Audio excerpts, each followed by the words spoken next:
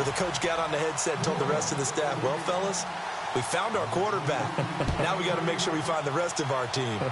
Breeze hasn't looked back since. This is fielded a couple yards deep. Now a hit and a loose football.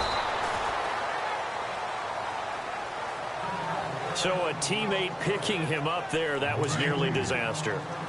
And the way that you coach these things, you want to make sure you have eyes towards the return guy, because you want to make sure that the catch is secured. A lot of teams do that. They have at least one guy. Okay, you're responsible for making sure he secures the catch. He's not always the one that makes the recovery, but he can always sound out the alarm. Hey, ball's on the ground. We've got to get it back. Every year I go to the combine and marvel at the speeds that linebackers are running nowadays. They run like DBs. And let's face it, they know how to finish plays too. Eyes up, head up, run right through them. They run here with Stewart. And a short pickup there as he'll take this up to right around the 20. 3 yards on the pickup there, but they've only got it back to 3rd and 10. And the defense searches for one more stop here after the run on 2nd down.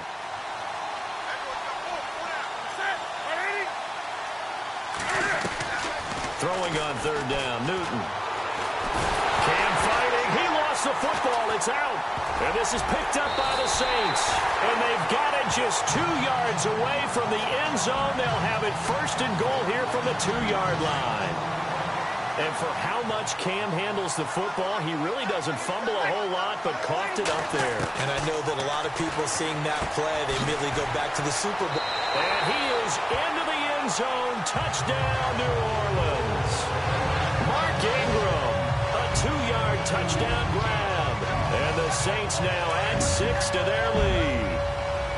Didn't have anything downfield, swung it out to the flat. He did the rest. Such a staple of so many offenses we see now. You know, in our discussions with offense coordinators, how many times do they tell us, hey, this offense is designed for either a touchdown or a check down. We saw the check down on that play, and boy, was it successful. Saw a touchdown, too. Needed a couple yards for the 2-point try. They go to the ground game, and it works. And sometimes it's the exact right thing to do, because a lot of teams play you for the pass, so you spread people out, decide to run the football. You often find good running lanes. This is taken at the 3. And he'll take this across the 25, a couple extra yards up to the 27-yard line. Here come the Panthers now, set to take over on offense. Already down 2 touchdowns here in the first half. This becomes a pretty important drive, doesn't it? It certainly does, and a lot of teams script plays. We know that, right? They have a script to start the ball game, and typically those scripts go between 12 and 24, 25 plays. Down 2 touchdowns early, probably not very deep into their script. I think that they'll stay with it. I don't think they'll abandon it just yet and try and generate some offense on this drive. Anything. At least 3 points get that 0 off the board. They keep it on the ground. Again to Stewart. They'll only get a couple up to about the 30.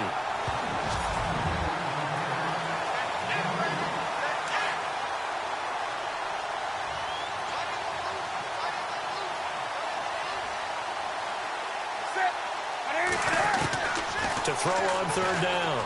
Newton. And he finds a man. It's Olsen. And he's taken down, but not before he gets this into enemy territory across the 40. And chalk that one up as a gain of 34 on 3rd down. We've been together a little while now, partner. How often do we actually describe tight ends as nifty? Because that's what I think of when I see Greg Olsen on the field. His ability to run routes, create space and separation, and make those catches downfield. Yeah, sure consistent. The numbers the last couple years. They give him 4 yards there. It'll be 2nd and 6. Well, if the coaching staff's doing a good job upstairs, they'll file away what they just saw from the defense right there. They sold out to stop that running play. I'd say keep that in mind. They want to try that again. Go play action, hit him over the top. No dice this go-around. He's hit behind the line and taken down. It's a loss of 2. Now 3rd down. Good opening quarter for him. Remember, he had the sack earlier. Now a tackle for loss. Another tackle for loss. He's really making it tough on the play caller, though, isn't he? Because it's one thing to try and adjust when a guy's disrupting your running game. But when he's messing up your passing game as well, they may have to devote at least a second guy to him to try and keep him away from their plays. And he'll be a little shy of the 25 here at the 26-yard line. It'll be a gain of 8, but it'll also lead to a 4th down. He wasn't the primary target, but I think it was almost like a check down situation, wasn't it? Yeah, hoping he can break some tackles, a big tight end, but he couldn't do it. Yeah, get it to that big frame and hope he could scatter some bodies, unable to get it done. So this offensive unit, they've now had 3 drives, and they only have 3 points to show for it. Payoff is the key for everything. How many offenses have we talked to that say we have to finish drives? Thus far, this team hasn't finished it quite the way they wanted to. And the decision to bring it out is going to cost him about 7 yards all told as he's taken down back shy of the 20.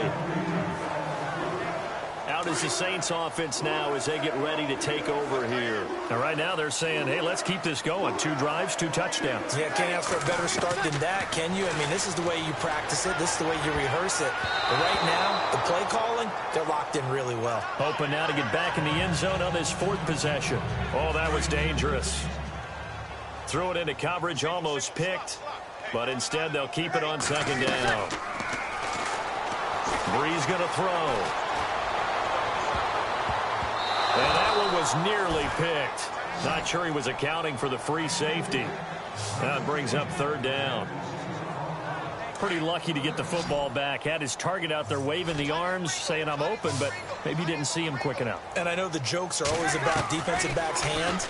What really actually happens, you don't get many opportunities. You get over anxious, and you start to think about taking it away and going the other way instead of focusing and catching the ball. And he'll be taken down, but not before he gets into enemy territory. Give him 35 yards there on the 3rd down conversion. And let's face it, that what we just saw there, not a surprise, is it? I mean, this is what he does well. And if you don't tackle him as soon as he catches the ball, this is the end result. Big yardage afterwards. Got the speed, the agility, so good with run after catch. And we're only in the 1st quarter, so they better get a wrangle and a hold on that quickly. Yeah, you're exactly right. What's really difficult to try and defend him is if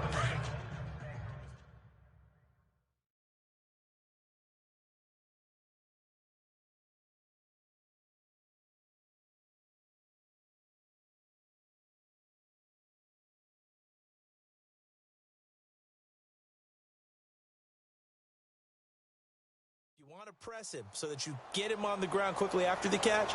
A lot of times he'll just run past you at the initial point of contact, and he'll go deep. Throwing now is Breeze. Throwing the out route incomplete. It's Coleman. And a nice gain of 21 yards. Well, coaches always talk about finding balance on offense. I don't think you get much more balance than this. Big-time run, big-time pass. A 1-2 combination. Looked pretty good. How about that? Let's see if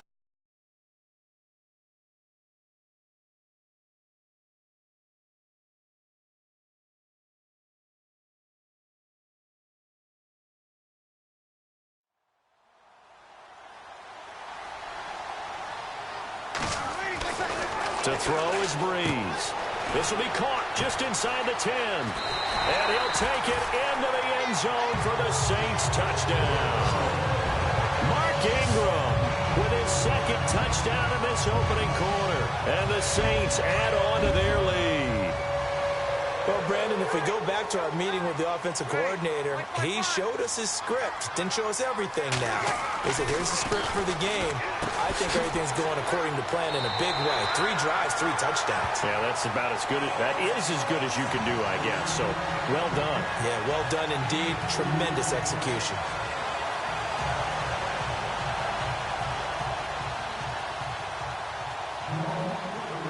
Morstead, the punter, out to kick it off.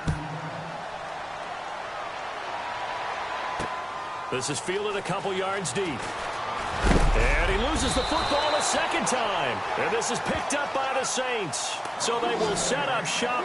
Excellent field position in the red zone at the 19-yard line. And that one is his 2nd fumble loss. Not a good look out of your return man. And not only does he hurt the momentum for his team or even change momentum of the game, but now they've got a decision to make on his own sideline. Does he continue to do that? Do you keep him in that role, or do you bring someone else in at this time? An incomplete. Crisis averted. Almost picked. Instead, 2nd down. I think it's pretty safe to say that when you're up 3 touchdowns, the last thing you want to do is hang one up there and put it in jeopardy and possibly get it intercepted. Got a nice lead. You should be able to protect it. But if you get careless with the football, look out. So he loses 3 yards there. Now 3rd down. As a DN, when you play the run, you don't always have to make the tackle. Just have to use the right technique to make sure the play goes where you want it to. And in this case, did an excellent job stringing this one out and making the tackle at the end of it. And for a loss. Now Breeze. Out to the flat. That's complete to his running back. And he'll go out of bounds in the red zone just inside the 20. A gain of 4 on the play, and that's going to make it 4th down. Everyone's got to be able to catch the football. Doesn't matter what position you play, but if you're on offense, be aware a ball may come your way.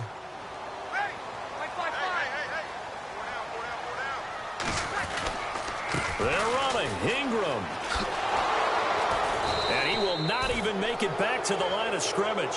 The Saints' decision to go for it backfires. And the Panthers will get the football back. Partner, when you see a running play stop short like that, you just know that the defensive front, they won the battle of leverage and created a push back into the opposing backfield. And for the offensive coordinator, whether you had 1 yard to go or 20 yards to go on 4th down, now you're probably saying, oh, maybe I should have passed it, right? Yeah, hindsight is always 20/20. And he's taken down here by the Saints. Cameron Jordan in there to drop him for a loss on the play. Sometimes I watch games and wonder why they use play fakes on certain passing situations because it's not going to fool anyone. I don't know if that was the case here, but the end result was the same. No one fooled. Quarterback was hit. On the catch, this is Russell Shepard. And they're able to get this one across the 35. A good gain of 14 there, and it moves to James. Well, that's what you're looking for when you're wanting to throw the ball downfield. You want one of those guys who can play out on the perimeter, can play out wide, who can not only get open, but when they're covered, can uncover themselves downfield and create catches. And he'll get this one up to about the 39 here. Call it a gain of 4 on 1st, and that'll make it 2nd down. Tough running there. That's a hard-earned 4 yards. Yeah, those are the unsung kind of runs. They don't fill up the stat sheet, but they do set you up in good position on 2nd down. On 2nd down, they run with Stewart. And he'll be brought down just shy of midfield at the 49-yard line. It's a 9-yard gain, and it keeps the drive moving. Well, they came into this game saying it was important that they set the tone and show that they can run the football. I believe that they've done that here in the 1st quarter. Now Stewart on 1st down. And they go backwards here.